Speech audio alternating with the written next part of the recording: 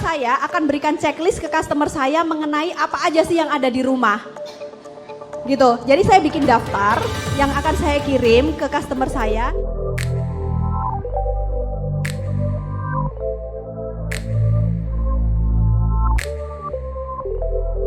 Instagram saya uun_pedrosa. Jangan tanya Pedrosa itu apa, itu nama suami saya. Pasti ngomong pembalap ya, yes saya dulu pembalap. Tapi kebetulan dapat suaminya begitu.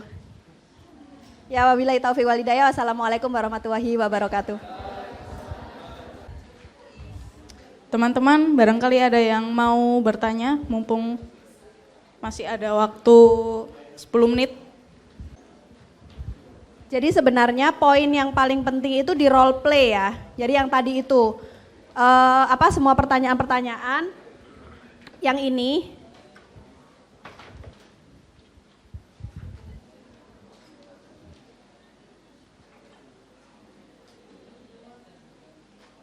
nah ini, kuasai ini.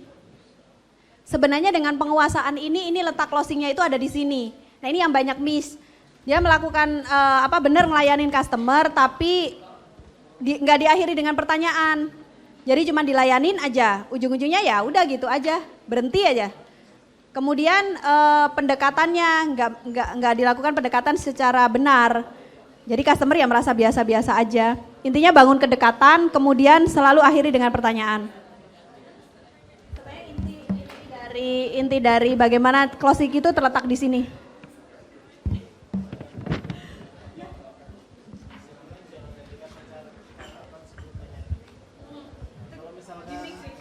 Kalau misalkan berlanjut terus, maaf. Assalamualaikum warahmatullahi wabarakatuh. Nama saya Aris, saya dari distributor busana Muslim. Ya, pun mau tanya yang poin ketiga ya, jangan hentikan percakapan sebelum tanya rekening. Kalau misalkan pertanyaan itu berlanjut, tanya terus gitu kan. Terus cara kita untuk memastikan orang ini harus beli sekarang, dalam arti nggak banyak tanya terus gitu loh. Ya itu gimana? Jadi tadi ada poin sebelah mana tadi itu ya, yang penawarannya terbatas kan? Nah, Bunda, kita hari ini ada penawaran. Nah ini hanya penawaran berlaku sampai hari ini. Jadinya Bunda mau pakai yang mana? Gitu. Jadi kita cara menghentikannya dengan, udah sih Bun jangan nanya-nanya terus gitu, kapan nanya rekeningnya? Jadi kita kasih batasan waktu. Ini semuanya nanti kesinambungan ya. Jadi ada yang pertama tadi, yang ini. Setelah ini kita kuasai, jangan lupa batasannya yang ini. Nah, begitu loh. Setelah ini kita ada batasan yang ini juga. Dan testimoni. Jadi kalau misalnya dia, kok ini orang nanya-nanya terus gitu, by the way gimana nih Bun gitu, jadinya mau ambil paket yang mana, kan tadi udah diajarkan cara bikin bundle kan, cara bikin paket kan, jadi itu harus dikerjakan, coba kerjakan paketnya, kalau jadinya mau ambil paket yang mana nih gitu. Nah paket ini juga itu bisa kita pakai untuk orang supaya belinya banyak, kenapa begitu, karena begini. Tahu kan kalau kita ke McD kan ada a la carte, ada yang paket. Kenapa itu ada? Dan yang paket jauh lebih murah kan? Itu sebenarnya tujuannya untuk orang belinya banyak sih. Gitu. Nah, paket itulah yang harus kita miliki supaya kita berbeda dengan yang lain. Sama-sama jualan baju, misalnya merek A, merek B, orang lain juga jualan. Tapi kenapa sih orang beli sama kita? Soalnya di kita ada paket yang jauh lebih murah. Gitu. Dan perlu untuk yang distributor, agen dan reseller komunikasikan dengan produsen sampai batas berapa persen kita diperbolehkan untuk kasih ke customer. Itu penting. Kenapa? Jadi gini, kayak saya nih, saya ini kan selalu wanti-wanti ke distributor saya, tidak boleh ngasih harga agen ke end user. Harga ecer terendah supaya ngontrol harga. Jadi nggak boleh kasih harga agen ke end user. End user itu mentok kasih harganya reseller kalau dia beli lebih dari satu gitu syaratnya. Dengan begitu kita punya pegangan. Kalau di saya, oh berarti orang itu bisa kita kasih diskon sampai 15%.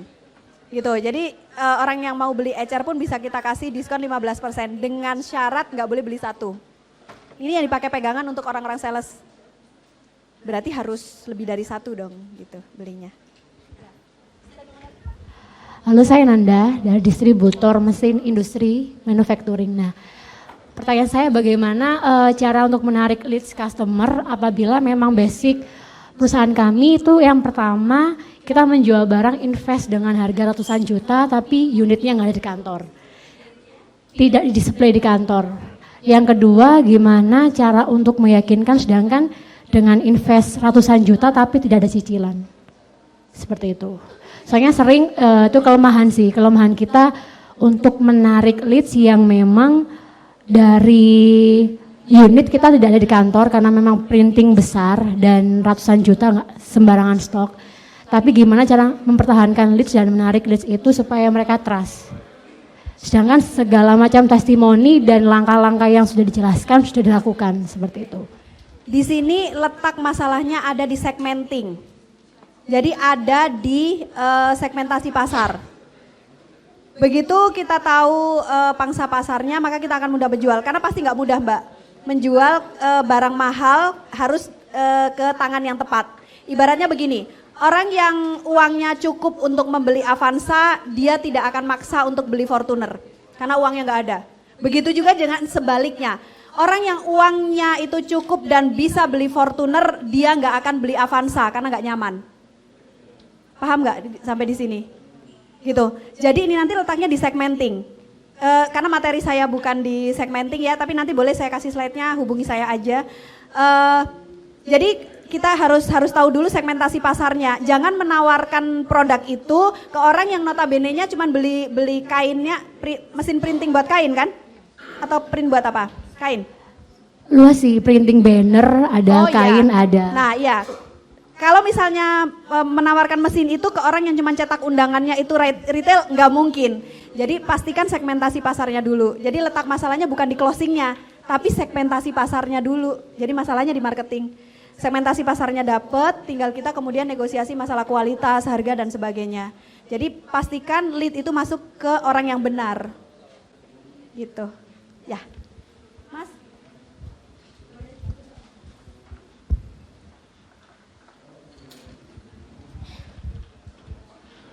Baik, perkenalkan nama saya Anggi dari tim Digital Branding Sprint. Saya mau menanyakan mengenai grouping the customers. Ada treatment khusus nggak sih Bu untuk merubah dari grup C dan D itu supaya bisa menjadi customer yang bisa masuk di grup B atau grup A? Ya, ada. Tadi seperti yang saya bilang. Jadi misalnya dia orderannya bagus sebenarnya, kemudian sebenarnya nawar juga bagi kita nggak masalah. Memang ada ya yang nawarnya susah banget tapi harga masih masuk, tapi di payment kan biasanya yang susah. Di pembayaran itu dia susah banget. Maka treatmentnya adalah dengan cara kasih dia barang kalau dia bayar duluan. Kenapa? Iya, dia bayar duluan ke kita baru kita layanin jasanya.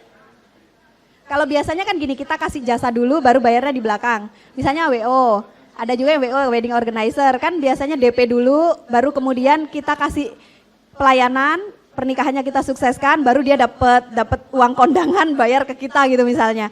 Tapi kok berulang dengan orang yang sama, misalnya dia nikahnya 4 kali. Jadi misalnya dengan keluarga yang sama gitu atau dengan vendor yang sama, kadang-kadang kita kan terimanya dari vendor lagi gitu. Dengan orang yang sama polanya seperti itu ya kita treatment. Uang masuk dulu 100% ke kami baru kami layani. Gitu. Kalau misalnya jasanya apa tadi? Oh iya yang workshop kayak gitu. Ya sudah lunas dulu di awal baru kemudian kita lanjutkan. Kalau sudah polanya seperti itu, langkah pertama kita treatment dengan kita yang ngasih jadwal ke mereka. Ikuti jadwal kami. Gak mau ya sudah gitu. Ini kan gambling sebenarnya kan hampir-hampir mau kita bunuh kan. Tapi sebelum kita bunuh bikin sekarat dulu. Gitu. Jadi kasih jadwal kita. Kalau mau begini, gak mau ya sudah. gitu. Saya ada customer saya yang sebenarnya penjualannya bagus gitu. Cuman waktu itu sempet dia punya extending nota itu banyak banget. Jadi extending notanya nggak selesai-selesai gitu. Ada 2. Ini saya lihat pola treatment saya. Yang pertama karena saya melihat bahwa dia ada kemungkinan kalau ini nggak dilunasi ya akan susah untuk jualan lagi. Maka saya terapkan lunasi dulu baru boleh order yang berikutnya. Ternyata treatment itu jalan. Jadi dia melunasi tapi sambil order. Tapi ada satu lagi, ini customer saya yang justru saya matikan notanya. Korban. Jadi dia notanya numpuk di saya, tapi penjualan yang ke depan ini lancar. Karena pola saya begini, pokoknya kalau yang berikutnya ini nggak cash, ya nggak saya kasih barang lagi. Maka yang pembelian berikutnya dia cash. Dia cash terus ke saya, tapi notanya kemudian saya matikan. Ya udah notanya saya anggap nggak ada, tapi tetap jadi hutang kamu. Sewaktu-waktu kamu punya uang ya kamu bayar sama saya. Gitu. Atau nota yang lama yang extend itu dimatikan, nota yang baru harus bayar cash, tetapi yang lama dicicil. Kita bikin perjanjian, per bulan kita bayar berapa.